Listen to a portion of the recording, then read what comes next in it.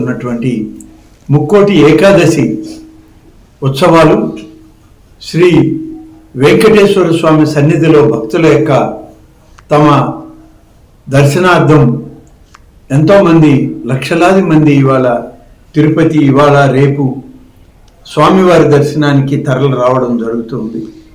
ఒక దురదృష్టకరమైన సంఘటన అక్కడ జరిగింది. తొక్కిసలాట 6 మంది భక్తులు వివిధ ప్రాంతాల వాళ్ళు చనిపోవడం కూడా జరిగిందని చెప్పి కలెక్టర్ గారు ఎస్పీ గారు చెప్పడం జరిగింది.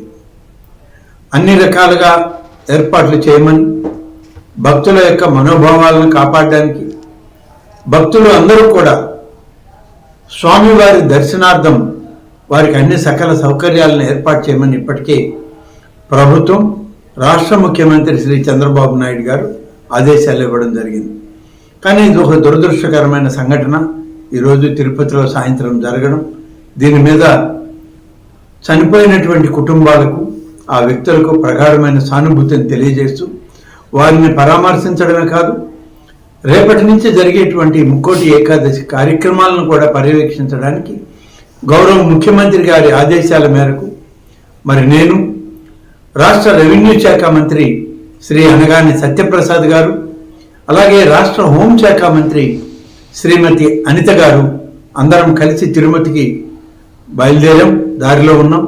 కొద్ది సమయంలో ఉదయం కంతా అక్కడ చేరుకునేటువంటి అవకాశాలు ఉన్నాయి.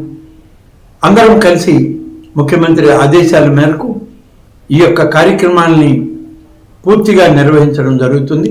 అధికారుల యొక్క సమన్వయ లోపాన్ని సరిచేసుకొని టీటీడీ బోర్డు కానీ అధికారులు కానీ జిల్లా అధికార యంత్రాంగం అంతా సమన్వయంతో రాష్ట్ర ప్రభుత్వం యొక్క ఆదేశాల మేరకు గౌరవ ముఖ్యమంత్రి శ్రీ చంద్రబాబు నాయుడు గారి ఆదేశాల మేరకు సజావుగా ముక్కోటి ఏకాదశి ఉత్సవాల్ని మరి మొదలుపెట్టి పూర్తి చేయడానికి కూడా మేమందరం అక్కడే ఉండి పనిచేయడం జరుగుతుంది. ఇప్పటికే ముఖ్యమంత్రి గారు ఆదేశాలు ఇచ్చారు.